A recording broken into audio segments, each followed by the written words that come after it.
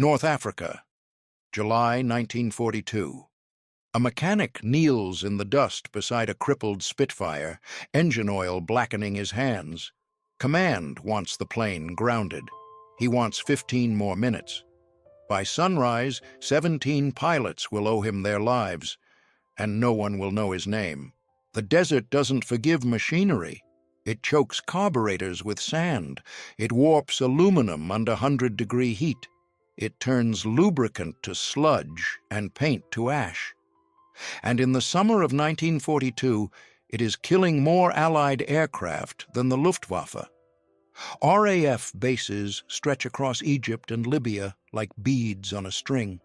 Tents, fuel drums, makeshift runways scraped flat by bulldozers. The air smells of aviation gasoline, sun-baked canvas, and sweat. At night, you hear the low hum of generators and the occasional cough of an engine that won't turn over. The ground crews work in shifts that blur into one another.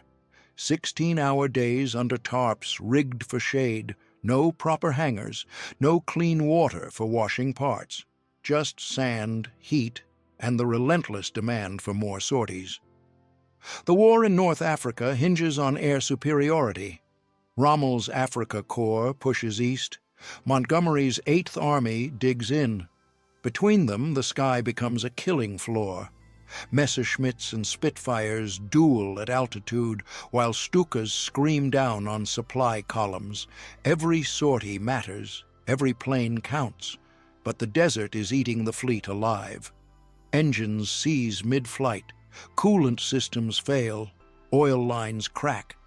Pilots return with complaints of sluggish throttle response, misfiring cylinders, rough idling. Maintenance logs fill with the same phrases: sand ingestion, thermal stress, premature wear. By mid-July, nearly a third of the squadron is grounded. Command sends directives: increase inspection intervals, requisition replacement parts. Follow maintenance protocols to the letter. The mechanics nod. Then they go back to work with whatever they have. At RAF El Adam, one mechanic works slower than the rest. His name is Thomas Edward Grady. 24 years old, 5'8". Thin frame, perpetually oil-stained coveralls, boots caked in grime. He doesn't shout orders or rush between aircraft. He crouches beside engines with a wrench in one hand and a rag in the other, listening. The other mechanics call him Turtle. Not affectionately. He misses meal shifts because he's still tightening bolts. He asks questions that slow down the line. He insists on double-checking torque specs when everyone else is already moving to the next plane. His crew chief tolerates him because Grady never makes the same mistake twice. But tolerance isn't respect. The pilots don't know his name. If this history matters to you, tap like and subscribe. Before the war, Thomas Grady fixed motorcycles. He grew up in Coventry in a narrow terraced house near the factory district. His father worked a lathe at a machine shop. His mother took in sewing.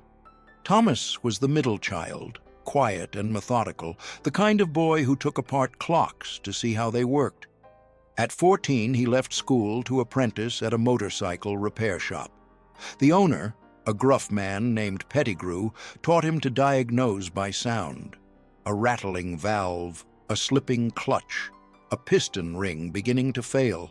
Pettigrew would stand in the doorway, arms crossed, while Thomas worked. He wouldn't offer advice. He'd just listen. And when Thomas finished, Pettigrew would start the engine and nod or shake his head and tell him to do it again. By 16, Thomas could rebuild a BSA engine blindfolded. By 18, he was faster than most of the senior mechanics, but he was never fast enough for the shop's workflow.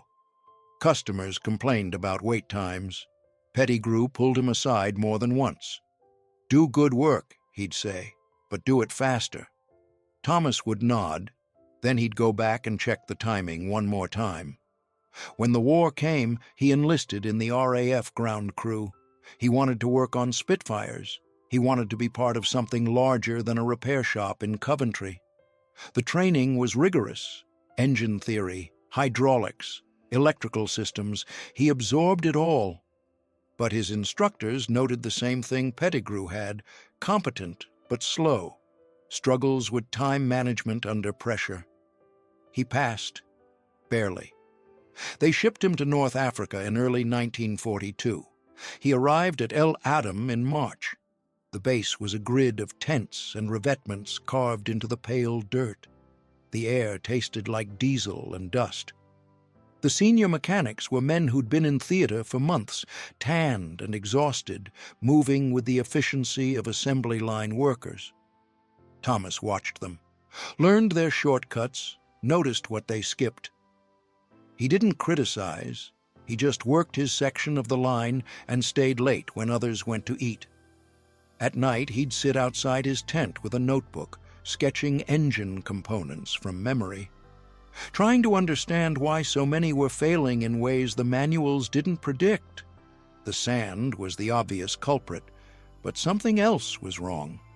Engines that should have lasted 200 hours were burning out at 70. Oil viscosity was breaking down faster than expected. Gaskets were failing prematurely. The standard maintenance intervals, designed for temperate climates, weren't accounting for the sustained thermal punishment of desert operations. No one had time to redesign the maintenance schedule, so they just kept pulling parts and hoping the next sortie wouldn't end in a forced landing. Thomas kept his observations to himself.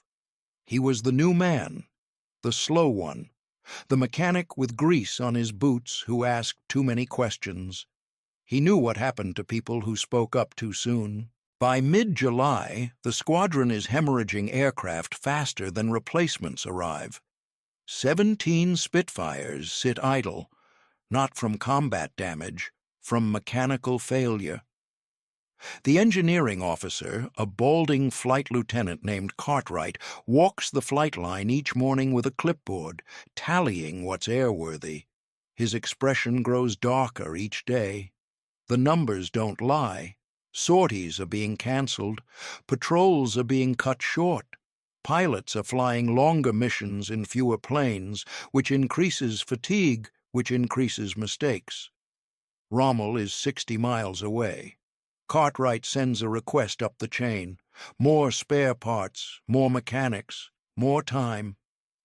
The reply is polite and useless. Do your best with what you have. The problem isn't effort, it's physics. The Rolls-Royce Merlin engine is a masterpiece of engineering, supercharged, liquid-cooled, over 1,000 horsepower. But it was designed for the skies over Britain, not the furnace of North Africa. The air filters clog within hours. The coolant boils in sustained climbs. The oil degrades under heat and contamination. And the maintenance protocols, written in England, tested in temperate zones, don't account for operational realities at 110 degrees Fahrenheit. The mechanics know this, but knowing doesn't solve it. They clean filters more often. They change oil ahead of schedule. They inspect gaskets and seals with flashlight and fingertip, searching for the hairline cracks that precede catastrophic failure. It's not enough. One morning, a Spitfire returns early from patrol. The pilot, a New Zealander named Fletcher, climbs out shaking his head. "Engine's running rough," he says. "Felt like it wanted to quit on me at 8,000 feet. Thomas is assigned to the inspection. He pulls the cowling, checks the plugs, inspects the fuel lines. Everything looks fine. He starts the engine. It idles smoothly. He runs it up to higher RPM. No misfires, no unusual vibration. By the manual, the plane is airworthy, but something is wrong. Thomas can hear it, a faint irregularity in the exhaust note, a momentary hesitation when the throttle opens. It's subtle, barely perceptible, the kind of thing you'd miss if you weren't listening for it. He shuts the engine down and pulls the intake manifold. Inside, he finds a thin layer of fine dust coating the interior walls. It's made it past the air filter. Not enough to clog anything, just enough to disrupt airflow at high power settings. He cleans it, reassembles everything, runs the engine again. The hesitation is gone. He writes it up in the log. Suspect air filter insufficiency under sustained desert conditions. Recommend increased filter inspection interval. Cartwright reads the note, nods, files it. Nothing changes. 3 days later, another Spitfire suffers engine failure on takeoff. The pilot aborts. No one is hurt, but the plane is grounded for a week while they wait for a replacement cylinder head. Thomas approaches his crew chief, a blunt Scotsman named MacLeod. He explains what he found in Fletcher's plane, suggests they inspect all the intake manifolds, not just the filters. "It'll take time," he says, "but it might save engines." MacLeod looks at him like he's suggested repainting the aircraft pink. "We don't have time," he says. "We inspect what the manual says. We fix what's broken. We move on." Thomas nods. But that night, he stays late. The moon is a pale crescent over the airfield. Most of the ground crew has gone to eat or sleep. A few men work under floodlights near the fuel depot, but the flight line is quiet. Thomas works by flashlight. He's chosen a Spitfire that's been grounded for 3 days. Engine roughness. No obvious cause. Cartwright has already scheduled it for a full teardown in the morning. Thomas doesn't wait. He removes the cowling, pulls the air filter, detaches the intake manifold. He runs his fingers along the interior surfaces, feeling the grit that's accumulated despite the filter's presence. Then he goes further. He pulls the spark plugs, inspects the electrode gaps, measures them with a feeler gauge. They're within spec. Barely, but in the desert heat, thermal expansion is tightening those gaps faster than expected. Tighter gaps mean weaker spark. Weaker spark means incomplete combustion. He adjusts each gap slightly wider than standard. Then he moves to the oil system. The oil cooler is mounted beneath the engine, exposed to sand kicked up during taxi and takeoff. He finds abrasion on the cooling fins. Minor, but enough to reduce efficiency. Reduced efficiency means higher oil temperatures. Higher temperatures mean faster viscosity breakdown. He fabricates a simple deflector from a scrap of sheet aluminum, bends it, drills mounting holes, attaches it with safety wire to shield the cooler from direct particle impact. It's not elegant, it's not in the manual, but it's logical. He reassembles the engine, torques every bolt to spec, double-checks his work. Then he starts it. The Merlin coughs once, catches, settles into a smooth idle. He runs it through the power range, low, medium, high. The exhaust note is clean, no hesitation, no roughness. He shuts it down. Then he writes a detailed note in the maintenance log, lists every adjustment, every modification, every measurement. He signs it, closes the cowling, walks back to his tent. The next morning, MacLeod finds the plane ready for inspection. He reads the log. His jaw tightens. He finds Thomas eating breakfast alone near the motor pool. MacLeod drops the logbook on the table. "You worked unauthorized maintenance," he says. Thomas looks up. "I documented everything. That's not the point. The plane's airworthy. You don't make modifications without approval. You don't adjust specs without engineering sign-off. You don't go off-book because you think you know better." Thomas says nothing. MacLeod exhales. He's angry, but he's also practical. If that engine fails in flight, it's on you. Thomas meets his eyes. "If it doesn't fail, can we try it on the others?" MacLeod stares at him. Then he walks away. 2 hours later, Cartwright test flies the Spitfire. He climbs to 12,000 feet, pushes the throttle wide open, holds it there for 10 minutes. The engine runs flawlessly. He lands, shuts down, climbs out. He finds Thomas tightening bolts on another plane. Cartwright doesn't say anything at first, just stands there, hands on his hips, staring at the young mechanic with grease-stained hands. Finally, he speaks. Do it to the rest of them.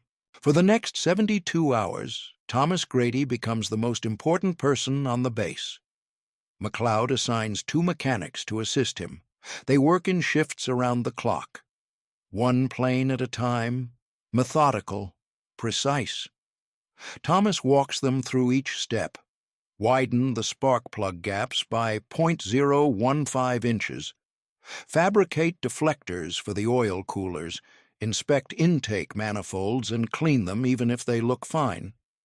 Check valve clearances under the assumption of thermal expansion. Retorque cylinder heads slightly above standard spec to account for gasket compression in high heat. None of it is radical. None of it violates engineering principles, but none of it is in the manual. It's adaptation, field logic, the kind of thinking that comes from listening to engines instead of just following checklists. The other mechanics watch. Some are skeptical, others are curious, a few are quietly impressed. By the 3rd day, 9 aircraft have been modified. Cartwright schedules flight tests for all of them. Every single one passes. No rough idling, no hesitation, no overheating. The engines run cooler, smoother, stronger.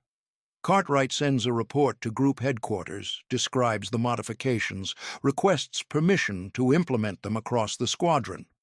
The reply comes back within hours. Approved. Expand immediately. Word spreads to neighboring bases. Other squadrons want the same modifications. They send their mechanics to El Adam to observe. Thomas walks them through the process, answers questions, shares measurements.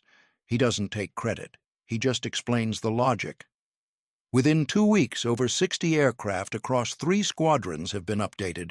The impact is immediate. Sortie rates increase.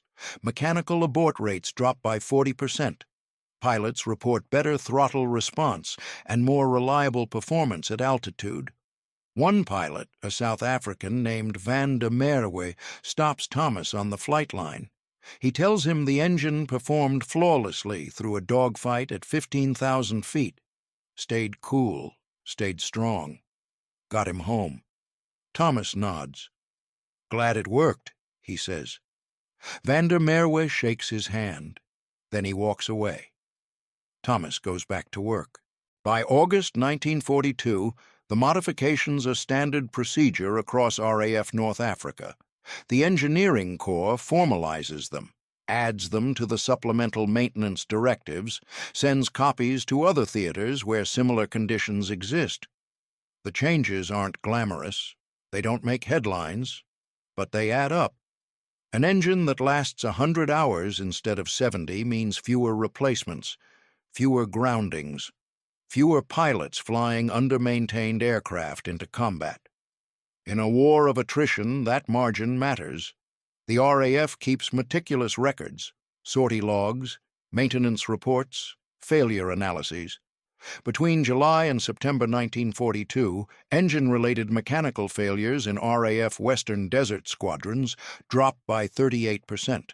17 additional aircraft remain operational during the critical weeks leading up to the Second Battle of El Alamein. 17 planes that would have been grounded. 17 pilots who flew missions they otherwise couldn't have. The tactical impact is difficult to isolate. Wars aren't won by individual mechanics, but logistics are the spine of war, and every operational aircraft shifts the balance, even slightly. The historians will focus on Montgomery's strategy, on the infantry's courage, on the artillery barrages and tank maneuvers. They won't mention Thomas Grady. But the pilots remember. In the months that follow, other mechanics begin adopting his methods, not just the specific fixes, but the approach, the willingness to look beyond the manual, to trust observation and logic over doctrine. It becomes a quiet culture shift, uncodified, passed from crew chief to apprentice. A reminder that the war is fought not just by those who follow orders, but by those who think. Thomas continues working at Elatum through the autumn. He's promoted to corporal, given a small team of his own. He trains them the way Pettigrew trained him, slowly, carefully, listening first, acting second. In November, the squadron is reassigned to Malta. Thomas goes with them. He'll serve for the rest of the war, North Africa, Italy, France. He'll never fly, never fire a weapon, never make a decision that shapes a battle. But he'll keep planes in the air. And that, in its own way, is everything. The war ends in May 1945. Thomas Grady returns to Coventry. The city is scarred by bombing, whole streets gone. The motorcycle shop where he apprenticed is rubble. Pettigrew is dead, killed in the Blitz. Thomas finds work at a factory rebuilding aircraft engines for civilian use. He marries a woman named June. They have 2 children. He never talks much about the war. His service record is archived, a few lines in a personnel file. No commendations, no medals, just a list of postings and a notation. Corporal, ground crew, honorably discharged. In 1983, a military historian researching RAF maintenance practices in North Africa comes across a technical directive dated August 1942. It references field modifications developed at El Adam. The historian tracks down the original maintenance logs, finds Thomas Grady's signature on 17 inspection reports. He writes a brief footnote in his book, a single paragraph, acknowledging the ingenuity of ground crews who adapted doctrine to reality. Thomas never sees it. He dies in 1991, 73 years old, quiet funeral, family, and a few old friends. But the lesson remains. Wars are not won by singular genius. They're won by 1,000 small decisions made by ordinary people who refuse to accept that the way things are is the way they must be. Thomas Grady didn't invent a new weapon. He didn't crack a code or win a dogfight. He listened to engines. He trusted his hands. He questioned the manual when the manual didn't match reality. And 17 planes kept flying. That's not heroism in the cinematic sense. There's no last stand, no dramatic sacrifice, just a mechanic kneeling in the dust who believed that details matter. That thoroughness is a form of courage, that doing the work right, even when no one's watching, even when it takes longer, even when others call you slow, that matters. The desert wind erases footprints. History forgets names, but the plains remember. And somewhere in the margins of war, logic and care still tip the balance. October 1942, the skies over Malta. A Spitfire pilot watches an Mi-109 close in from behind. He has 3 seconds. Instead of diving or banking, he does the one thing every manual forbids. He pulls back hard. The engine screams. The plane shudders. And then it stops flying. The Messerschmitt rockets passed, confused, exposed.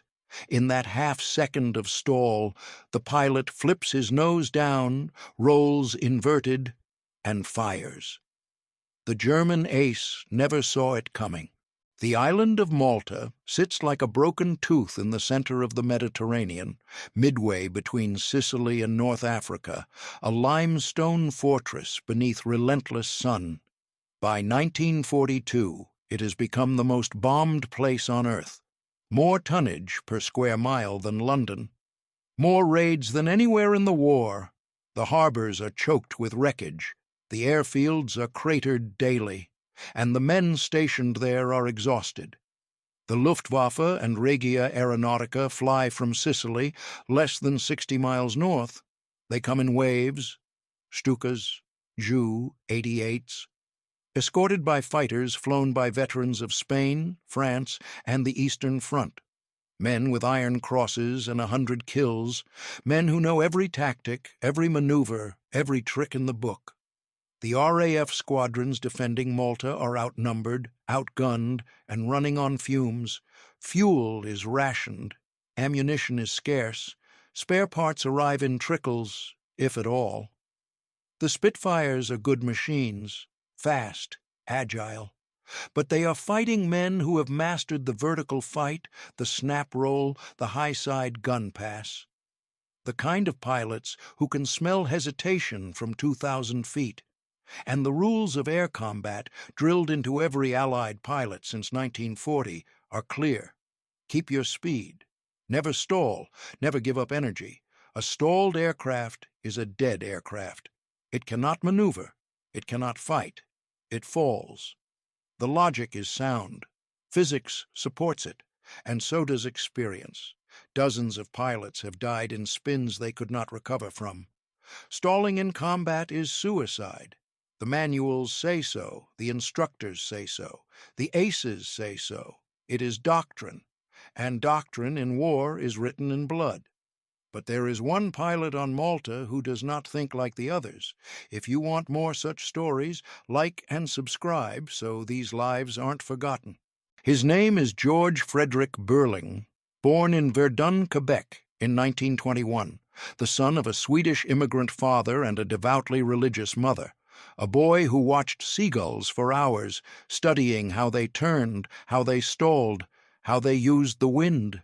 He built model planes in his basement, read everything he could find on aerodynamics, dropped out of school at 14 to work odd jobs and pay for flying lessons. By 16, he had his pilot's license. By 18, he had logged more hours than men twice his age. He tried to enlist in the Royal Canadian Air Force. They rejected him. Twice. Not enough education, they said. Lacks discipline. Does not follow procedure. So he borrowed money, booked passage to Scotland, and joined the RAF directly. They sent him through training. Barely. His instructors noted his skill, but also his stubbornness. He questioned everything, challenged doctrine, flew by instinct rather than rule. He was brilliant in the air and impossible on the ground. Burling does not drink, does not smoke, does not chase women or play cards. He is awkward in conversation, blunt, obsessive.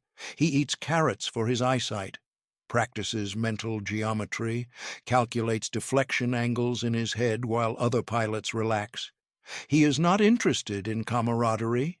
He is interested in one thing, shooting down enemy aircraft, not for glory, not for medals, but because it is a problem, a puzzle, and he believes he can solve it better than anyone else.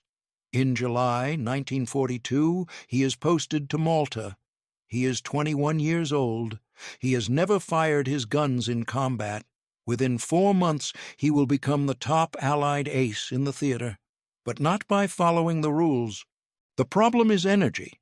In a dogfight, altitude equals speed equals life. The pilot who can maintain energy can dictate the fight. He can climb, he can dive, he can disengage. The pilot who bleeds off speed becomes predictable, vulnerable, a target. Every maneuver costs energy, every turn, every roll, and once you lose it, you are at the mercy of geometry and gravity. The Luftwaffe pilots know this. They exploit it. They bait Allied fighters into turning fights, bleeding off speed, then pounce from above. They use the boom and zoom, dive, fire, climb away, never commit, never slow down. It is methodical, clinical, deadly, and it works. The kill ratios prove it. German aces rack up scores in the dozens, some in the hundreds. They are not reckless. They are patient. They wait for mistakes, and the mistake most Allied pilots make is desperation. When an enemy gets on their tail, they turn hard, they yank the stick, they try to outturn the attacker. But the tighter the turn, the more speed they lose, and once they are slow, they are finished. The German pilot simply pulls lead, fires, and watches them fall. It is not even close. The doctrine says the solution is to never let the enemy get behind you. Maintain situational awareness. Keep your speed. Fight in pairs. Cover each other. All true, all correct. But in the chaos over Malta, Where 6 or 8 or 10 enemy fighters swarm a single Spitfire, doctrine is not enough. There are moments when you are alone, when the enemy is faster, when he has altitude, when he is closing, when every rule you know says you are already dead. Burling does not accept this. He has studied the problem. He has flown the Spitfire to its edges. He knows its stall speed, its recovery characteristics, its behavior at the edge of control. And he has noticed something the manuals do not teach, something the aces dismiss as madness. A stall, in the right hands at the right moment, is not a loss of control. It is a weapon. The logic is simple, brutal, and elegant. If an enemy fighter is closing from behind, he is flying faster than you. He expects you to turn or dive. He has already calculated the geometry. He is setting up the shot. But if you suddenly stop flying forward, if you kill your speed in an instant, he cannot stop. He cannot slow down fast enough. He will overshoot, and for 1 or 2 seconds he will pass directly in front of your guns. Burling tests it first in practice, alone, without permission. He climbs to altitude and pulls back hard on the stick. The Spitfire shudders, the wing stalls, the nose drops. He kicks rudder, the plane yaws. He lets it fall for a heartbeat, then shoves the stick forward, dives, and recovers. He does it again and again. He learns the timing, the angle, the altitude needed to recover. He learns how to control the uncontrollable. The other pilots notice. They think he is showing off or suicidal. One of them reports it to the flight commander. Burling is called in. He is told in no uncertain terms that stalling in combat is forbidden. It is dangerous. It is reckless. It will get him killed.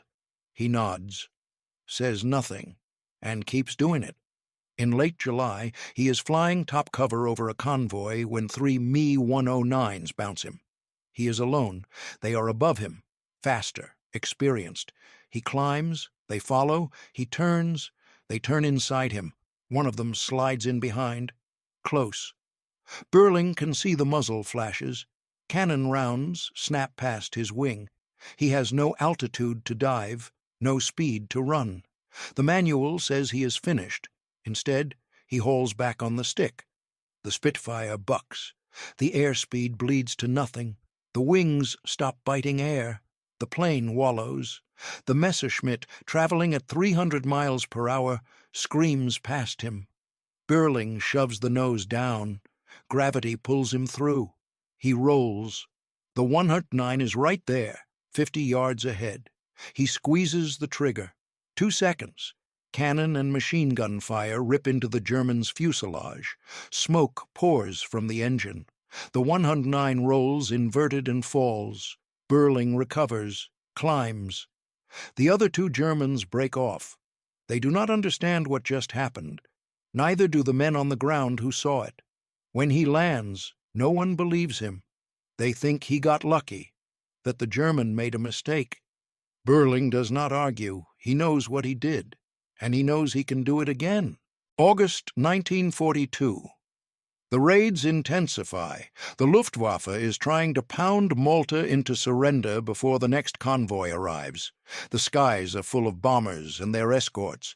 Burling flies sortie after sortie, 4, 5, 6 times a day. He is gaunt, hollow-eyed. He barely sleeps, but his score climbs.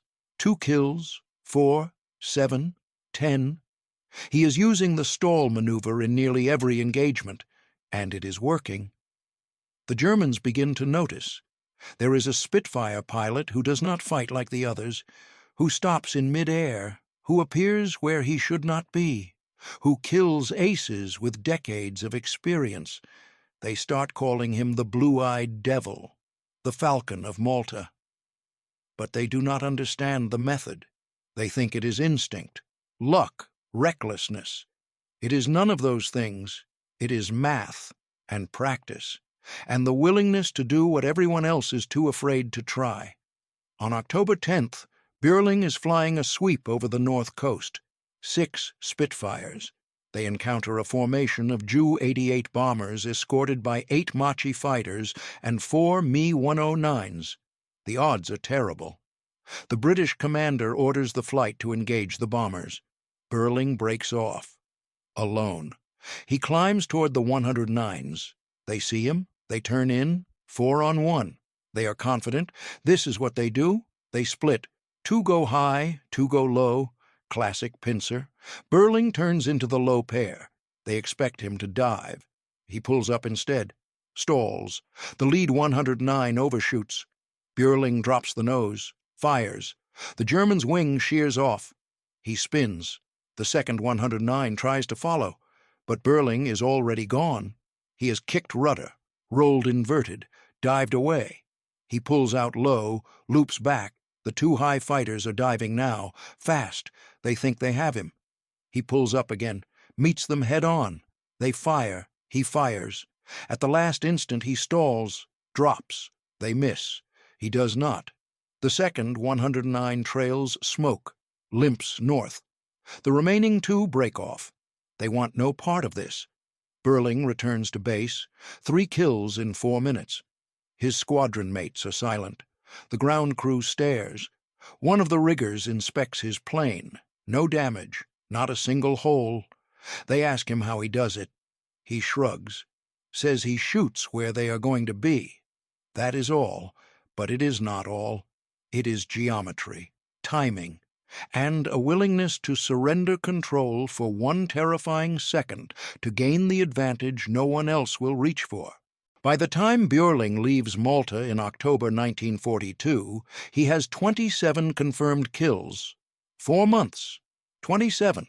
More than any other pilot in the theater. His score includes some of the Luftwaffe's best. Men with Knight's Crosses, men with hundreds of hours over hostile territory, men who have never been outflown until him. The tactical impact is immediate. Other pilots begin experimenting with deliberate stalls. Not many. Most still cannot bring themselves to do it. But a few. The bold ones, the desperate ones. They report similar results. Enemy fighters overshooting, moments of vulnerability, kills that should not have been possible. The maneuver is never officially endorsed, never added to the training syllabus. But it spreads, quietly. Pilot to pilot. A whispered technique, a last resort. The strategic impact is harder to measure, but no less real. Malta does not fall. The convoys get through.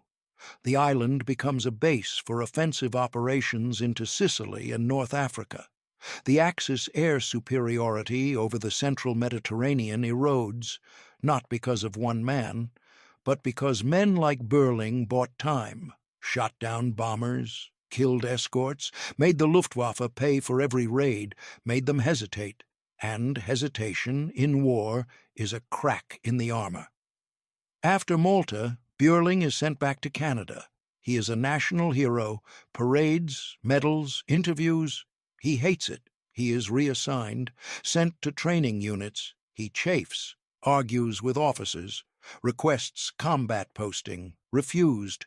He is too valuable as a symbol, too difficult as a subordinate. The war ends. He is 24. He has 27 kills in 4 months and nothing left to fight.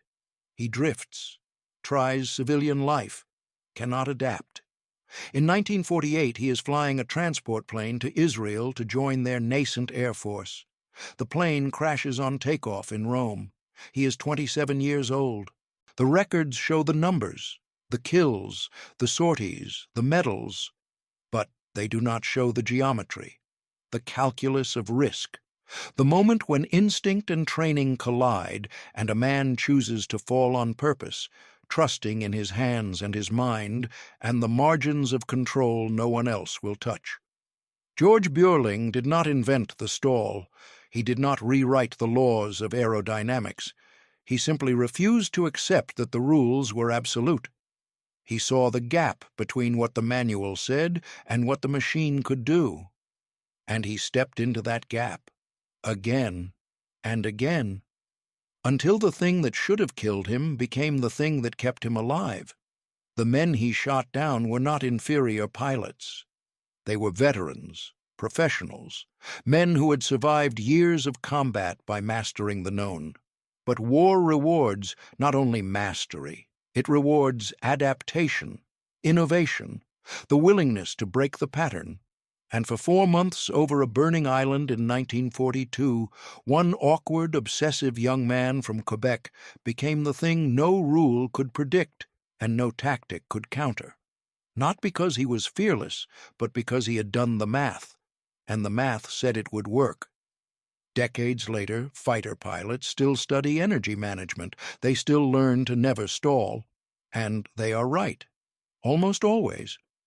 But buried in the footnotes, in the old after-action reports, in the logbooks of men who flew over Malta, there is a different lesson, that the edge of control is not the end of possibility, that the moment of greatest vulnerability can become the moment of greatest advantage, that sometimes the only way forward is to stop, to fall, and to trust that in the chaos there is a thread of logic only you can see. Burling never wrote a memoir, never theorized, never sought to teach. He simply flew. And in doing so, he proved that genius in war is not always loud, not always celebrated. Sometimes it is silent, solitary, a flicker of insight in the cockpit of a falling plane, a choice made in defiance of doctrine, a stall that should have been suicide and instead became survival. The Falcon of Malta fell from the sky only once, and that time he did not choose it.